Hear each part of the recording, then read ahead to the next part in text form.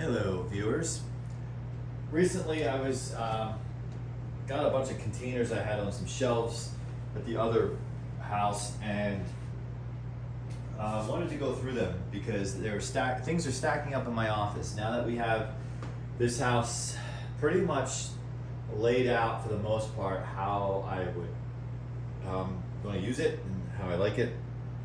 Basically, the guest room in my office now has been kind of a collect-all for random stuff that hasn't had a home yet, or I think I've done in previous videos, walked you through there.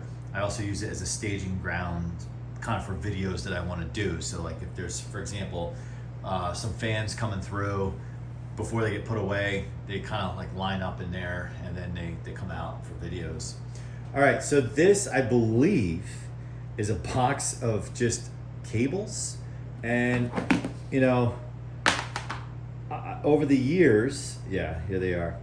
Over the years, I really tried to, I guess, downsize or filter through cables, you know, all the cables I had. So we're going to go through this. All right, so P90X.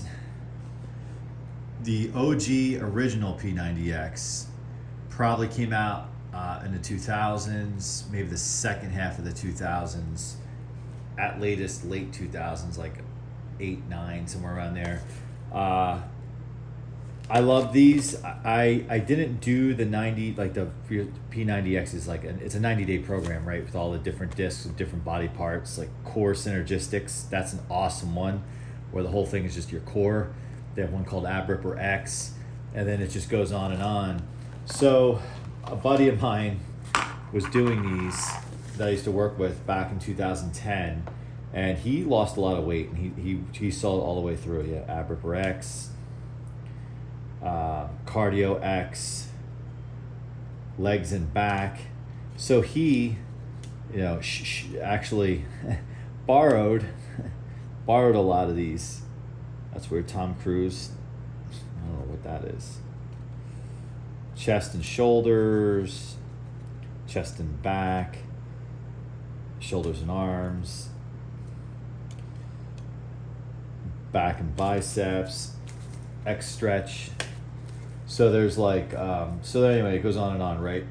And I would do these to complement my traditional workouts. And back then, I was still, when I bought the last location back in 2011, early 11, I didn't have a gym membership. I mean, I had always belonged to a gym before that, but I thought I would work out at home with the home weights, and then I integrated P90X into that.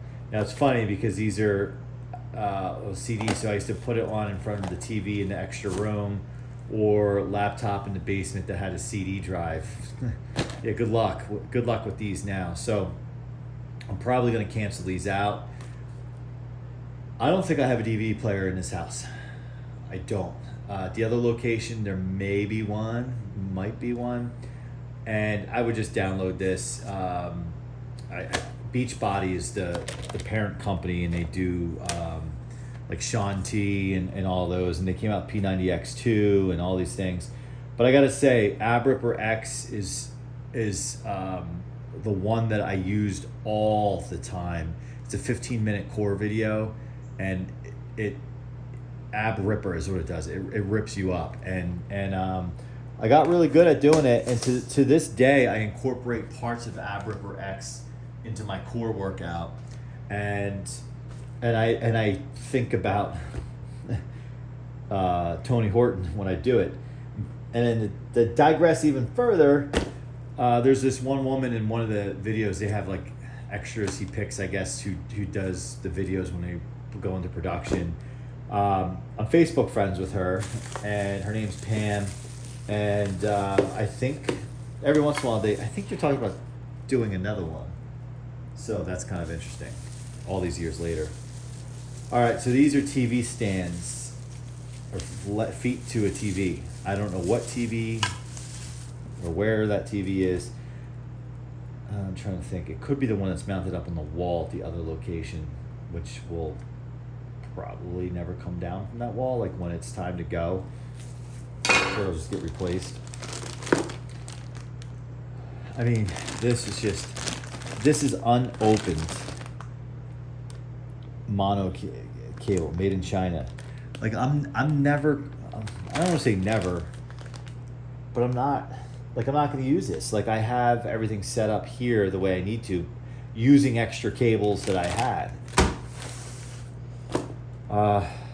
These are going to be cassettes. So this cassette holder I've had since probably I was 4 or 5 years old. I used to play the cassettes on here on a Fisher-Price tape recorder. For those of you who are probably under the age of 40, probably doesn't know what Fisher-Price is.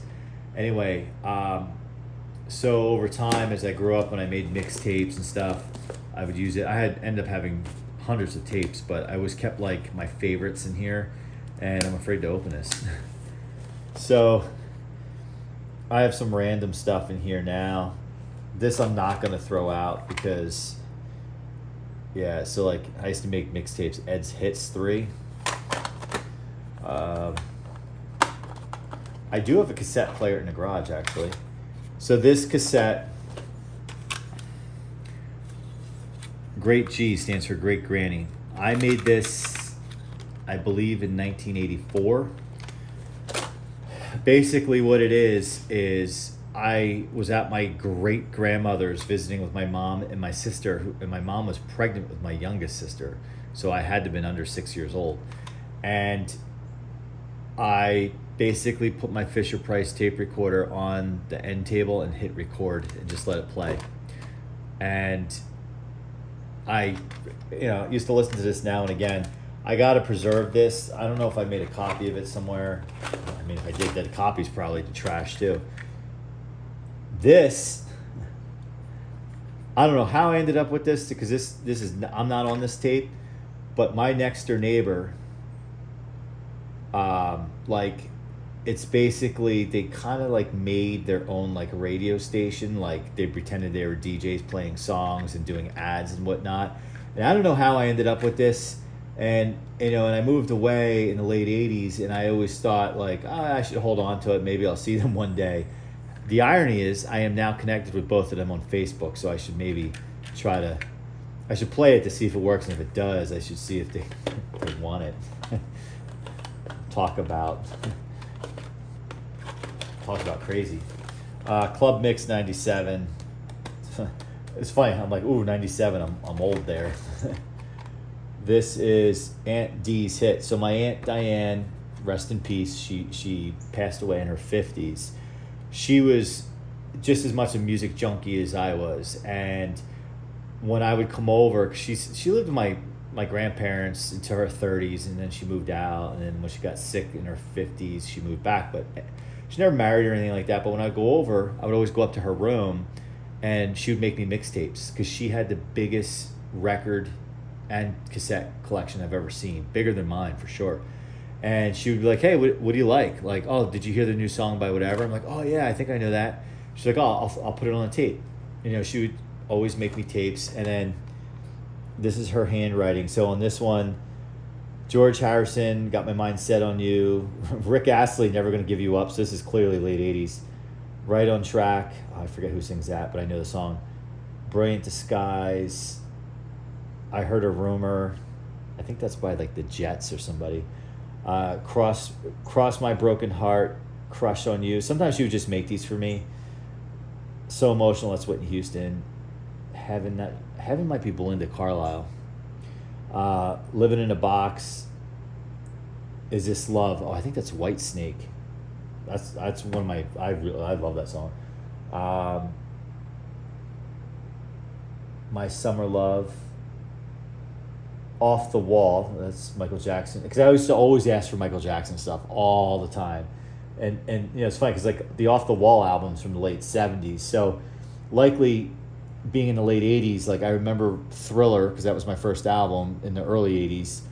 And then when Bad came out in the late 80s, so then I was like, okay, well, I was probably exploring his earlier music at that time. So Off the Wall, Rock With You, Working Day and Night, Don't Stop Till You Get Enough. Get on the Floor, Lonely One, Heartbreak Hotel, Everybody Shake Your Body. Yeah, this is really cool. Really cool. Maybe actually I can't really do a video of me playing them because of the copyright stuff, but so then, man, I can't get these out of here. I don't even know if any of these would work. The afros. I remember this in 7th grade. The irony is my daughter is now in 7th grade. So I had a fascination with, and I still do, with the 70s, right? And there was this group that came out, like very obscure. It was a rap group, and whatever. They had a song. They had 2 songs. The song, I loved it, was called, I think it was called Feel It. And it was basically like a whole thing on like the 70s, and in the videos, like you can even see here, they got giant afros. This was made in the 90s. No one had afros in the 90s. Loved it. Loved the video. And then they had another song, I think that was a title track, called Kickin' Afrolistics. And what I do remember is on the show in Living Color, they were one of the musical guests one time, and it was just like they come walking out, stepping out with these giant afro wigs on. It was just awesome. Belle Biv DeVoe, Poison. This must just be like a holdover tape. Like I did like Belle Biv DeVoe back in the day. This is early 90s, and I don't know how it made its cut into this case. Some Lucy's here. Club Mix 97. So we used to go to this place when I was turned 18. So I would have turned 18 in 1996. There was this place, because I grew up in Northwest Jersey for the most part. There's this place called Changes. And in New Jersey, the law was 18 to enter, 21 to drink. And the whole big deal was once you turned 18, going to this place called Changes. And they played mainly dance music. I think they would have DJs from KTU, if KTU's still around. And you could buy like mixtapes from like whatever I guess they were playing, and I used to like some of that. Now, my music taste, just as a background, right now, pretty much the genre I listen to is early 80s and late 70s, mainly, and you can laugh at me, mainly like the yacht rock, like, I have found that yacht rock really mellows me out. It's chill. It comforts me, kind of thing. Takes me back to when I was a little kid, and just like, I've kind of attached myself to it. And I've gone to Doobie Brother concerts just recently. I'd love to see Chicago because I think they're on tour. I go to sometimes covers, like there's Beach Boy, and that's not yacht rock really, but I've seen Beach Boys, Elton John covers, Chicago covers I saw this summer. So anyway, but my music, historically, I'm definitely a student of music. I love just about all genres and eras, and I can find something in each era or genre that I like. And I'm not a heavy metal or a hard rock type person, but there's pieces in there that I do enjoy. Maybe some of the more commercial stuff, or sometimes some of the obscure stuff. So anyway, back then, and even to this day, I have an ear for different styles of music, like when it comes down to the beat and how it's mixed and put together and layered. And sometimes when I would be at this place Changes, I would hear something and I was like, wow, that's really cool. Maybe they're selling a mixtape tonight, and I would buy a mixtape. I used to actually DJ when I was in 7th grade with a friend of mine, and we did it for a couple years. We weren't mixing, if you will. Like, we had a mixer, but we weren't mixing. I mean, we'd only mix to like blend songs in to get to the next track or whatnot. We would do parties and get hired and everything. We were in 7th and 8th grade, so it was a pretty cool gig. Got to meet a lot of kids. Sometimes as an adult, even to this day, I still think about, it would be cool to get like a mixer, 2 turntables, because you can still get them. And then I would also want to do it electronically, because I sometimes hear beats or music in my head, or I hear something on the radio and I get influenced. I'm like, ooh, if they took that and then like changed it to this and added this, like that, because that could sound interesting. So I've always had that in my brain. I never really talked about it, but anyway, that's where the club music comes in. American Music, tape 2. So I took a course in college. I had to take an elective, so I took the history of American music, and you had to like come to class with all these blank tapes, and they would like dub them with music that we were going to use for our studies. And even in some of the old stuff, like Charles Ives and whatnot, there was some attempts to like mix certain things in, not like club mix or dance mix, but like layer on different things. And I remember on this tape 2 is the only one I think I kept, there was some very interesting, because that was the topic I think in that class that day or whatever, was mixing, like layering stuff and experimenting with sounds. There was I think it's kind of more what's the term for it? Oh, help me out. Where you're using like a jug and like a old school washing board and like experimenting with sounds to make music. It sounded so cool that I kept this tape because that was what was on here. I think it's funny. Phil Collins is crossed out. I think one of these tapes was a mixtape that I made with like mixes of popular songs at the time. Like I think I used to buy like the maxi mix, if you will. Like, so it was the cassette single of a song that was popular, but then the maxi version of it was a longer cassette of this. Like, so instead of just that song and the B-side, maybe the B-side was an instrumental, they would also have different versions of a mix of it. And I was never happy for the most part.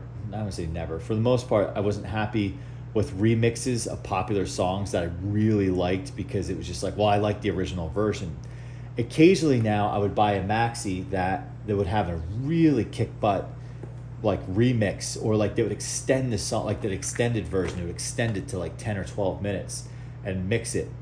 So on here, like there's some of those, I made a tape where I put a bunch of those extended mixes on, and it's crazy. It's not even labeled, and I remember this, and I probably did this in 1992.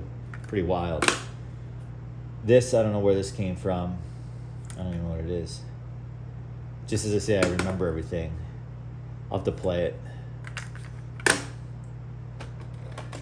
Did we look at this one? No. Oh. This is my father's handwriting, because he has this wonderful print writing that I could never come close to emulating. I used to be so jealous. I'm still jealous. So this is my father's writing, and the subject of it is public speaking. And I forget if we ever got it to play. So it's a recording of him doing a public speaking, probably in college. So he graduated college in the 70s. Oh man. So I say this to a friend of mine who's same age as me, and she kind of has the same mindset, and we talk about how we were just born too late. Now granted, we would be really old right now, 70s, 80s, if we were born sooner, but so one of my favorite Rolling Stones albums, Tattoo You. One of my favorite songs as a little boy, my parents still tease me about it, is Start Me Up. When I had gotten married, I made sure that that song was played. Puff the Magic Dragon and Teddy Bear Picnic. So this, wow, it says 1976 on here. I obviously wasn't alive. Well, you don't know that. I wasn't alive in 1976, but yeah, close. But this was like a bunch of kids singing these songs in here. The Teddy Bear's Picnic, Doggy in the Window. So I used to play this on my Fisher Price, and I don't know how, when I became a teenager and outgrew this type of stuff, it survived. But it's basically like kid groups singing this stuff, which I know they do today with certain things.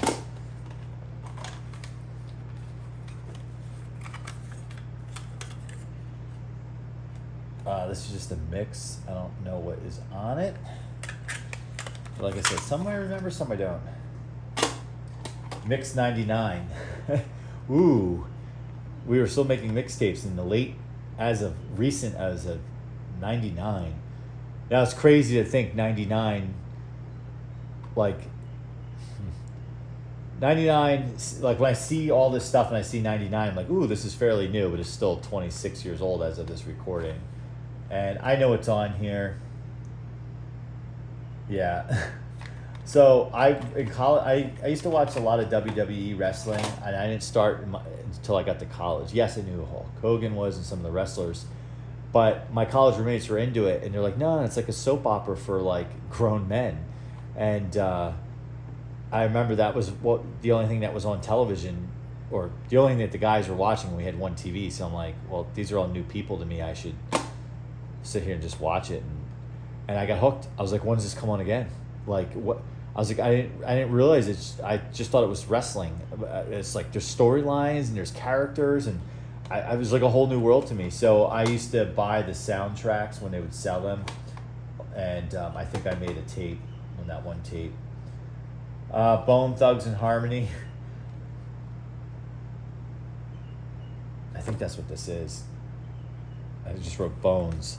I'm pretty sure it's Bone Thugs and Harmony's first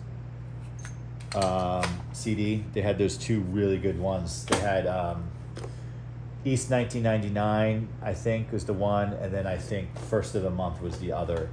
And two of my favorite 90s hip-hop albums are both of those. I used to listen to them over and over again. Ed's Hit 6. So I started out with Ed Hits 1, and when I would fill up a tape, and this is me like taping stuff off the radio, and or if I had cassette singles or whatever, I would add it. It would take me a while to fill up a tape. I remember getting a pack of these, I think these are Memorex, of blank tapes that were all different colors like this, and using them up. This is obviously the only one left. Who knows where Ed's Hits 1 through 5 is, but on this is Here We Go Again. Bat Dance, that will tell you how old this is. So the Batman movie, the Michael Keaton Batman, and then Prince did the soundtrack, so Bat Dance. I'll Be There For You. Oh my gosh, Buffalo Stance. On Her Own by Bobby Brown, that's on side A.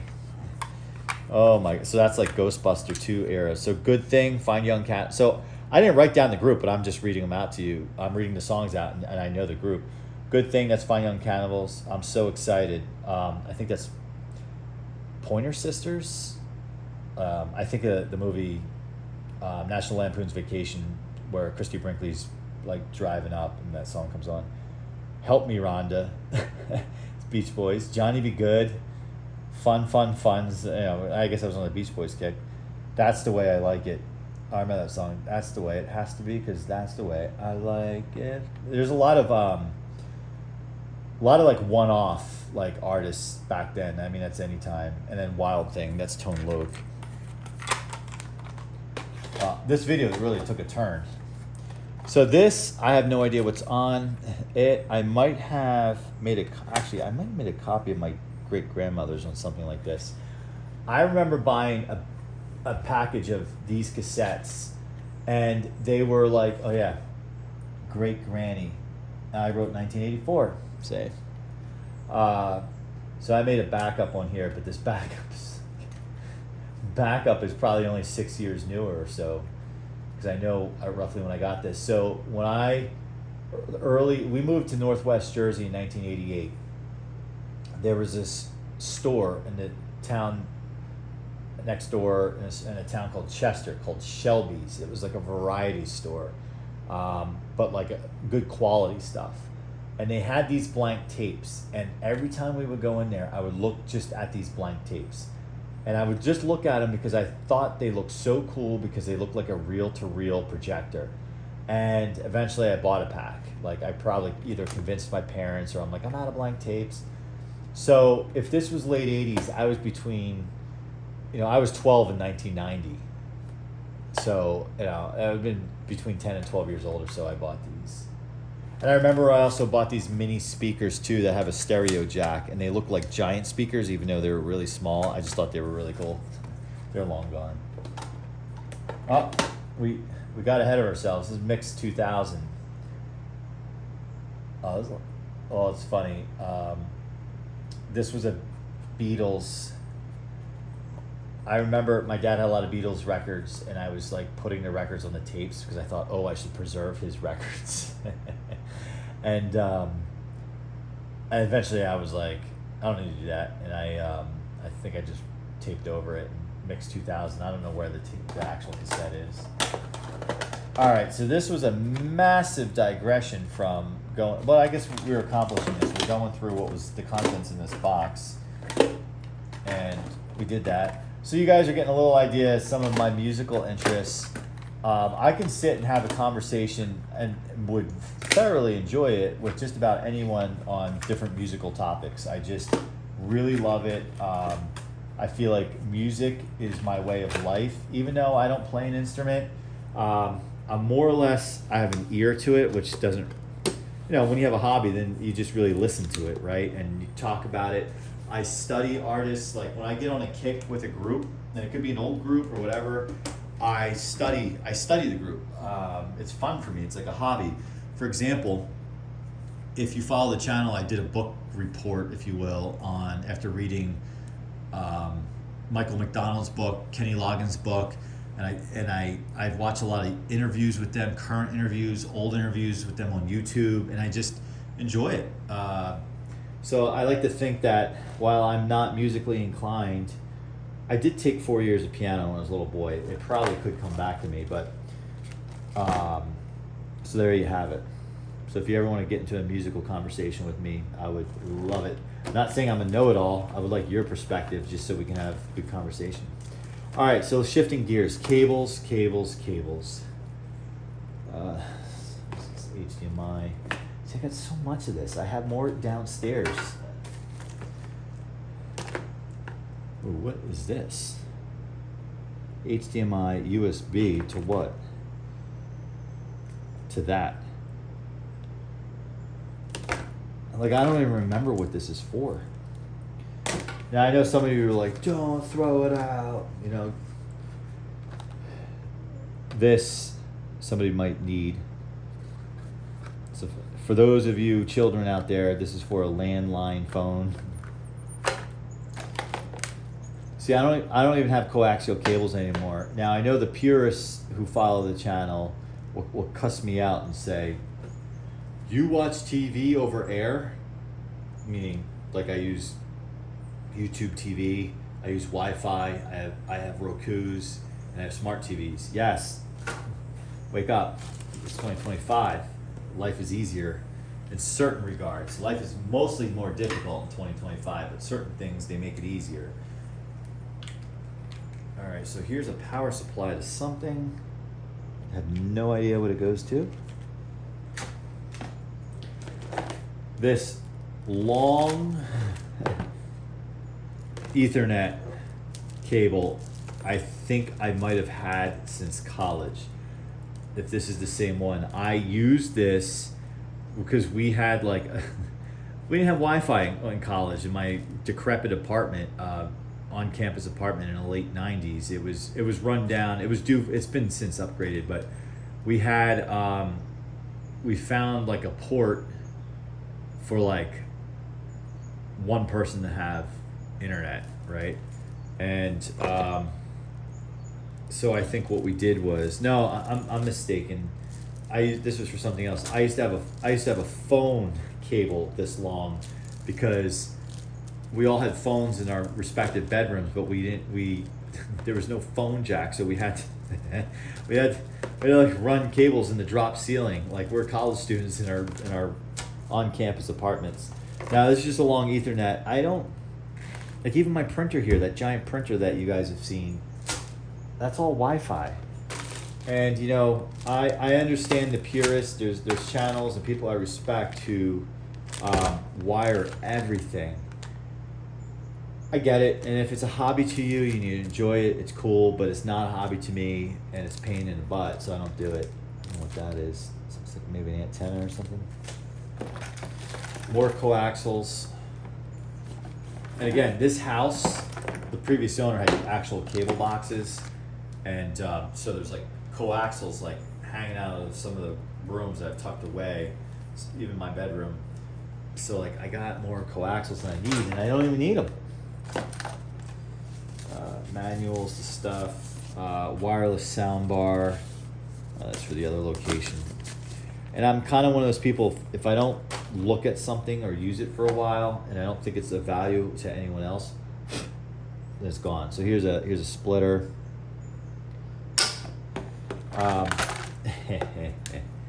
These are funny. So this I probably used in one of my Grand Marquis. So my first car was a hand-me-down from my dad. It was an 87 Grand Marquis LS loaded, gray on gray with a black Landau top with the smaller like window in the rear, which I like better than the factor or the stock or the regular, and the non-Landau, I guess. And you had a cigarette lighter. That car had 3 cigarette lighters. I had them in the back seat, but also up front. So in the ashtray, I had this plugged in. One was for my radar detector, which in all the vehicles I have today, I no longer have a radar detector. Last one I had was in my 92 Mustang GT, which I sold in 2011. And then the other one was for, because I didn't have a CD player, I occasionally would, I think I had a Discman, which is long gone now. I got from my buddy or something like that. I would plug the other one into the Discman so I can listen listen to CDs in my 87. I think it was when I had the 87 I did that. Here's a USB to something. I mean, unopened. I don't even know what that is. And this stuff has been in here for years. Another Ethernet network cable. Maybe I'll just keep one. Like a stereo to stereo. Like I don't even know what I would do with this anymore. And it's like if I do ever have the off chance if I need something like this, I'll just order it. It's cheap. Another phone splitter. It wouldn't surprise me if something like this came from college. Here's a wireless keyboard, and I put a Scotch tape there. However, it feels like it weighs something, which means the batteries are in it, which would mean it's probably trash. Oh yeah, they're corroded. This is actually a nicer Logitech. It's like it doesn't feel cheap. I have so many keyboards. I did, if you follow the channel and you saw me set up my office, I was going through stuff. I think I had like 5 keyboards gone. Small phone. I think this might have went to my college cordless phone, like to the wall. Another Ethernet. I might keep one. All right, so here is my college. Here's the phone cord from college that I ran through the ceiling. In the on-campus apartment, there's 3 bedrooms and there's a bunk in each one. So my roommate Mark, who I'm still friends with to this day, and I had the cordless phone. I had the long wire. This was probably this, like we had to like go up into the ceiling. I think he ran everything. I was like, I'll buy it. I'm not going up in this nasty ceiling. He ran it, and our campus number, the last 4 digits were 2222. And if you were on campus calling another phone, you didn't have to dial all the digits. You could just dial the last 4 digits. So it was so great when we would meet people. We'd be like, yeah, if we didn't have anything to write it down or whatever, just 2222. You'll get one of us. And I would come home, my roommate would be like, so-and-so called you. They said that you met them last night or met them somewhere or you're supposed to study together or whatever. Oh, yeah, okay. Did they leave their number? No. Okay. Well, they said they would call back. And we had a tape answering machine too. It was pretty funny, our messages. But see, this is stuff I actually have a hard time throwing away because there's like memories going back. Like that phone would ring at all hours. That might go in the sentimental pile. All right, there's that.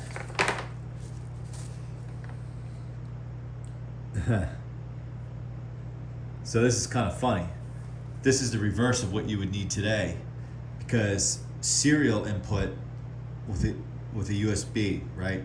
Now you would need the opposite. If you have an old keyboard, which I do in there, I have a keyboard from the 90s in there. I have an adapter that goes serial to USB.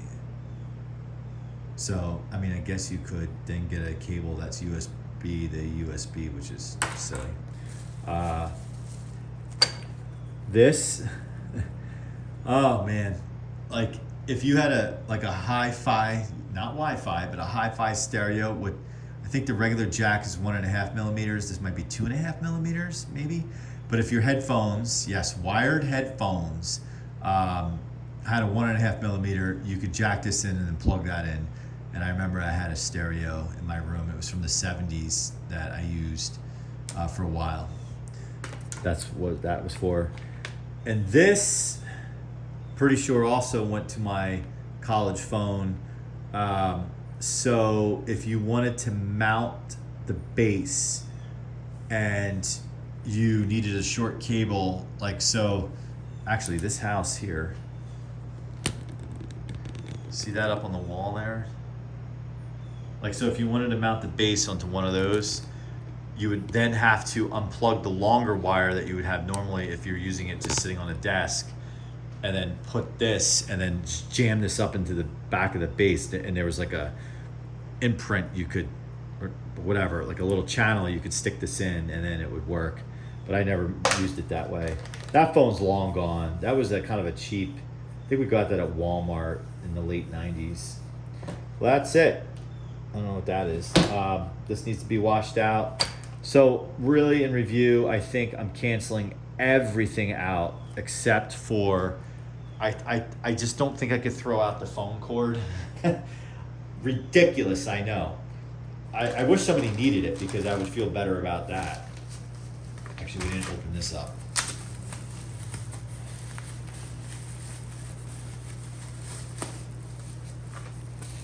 The world.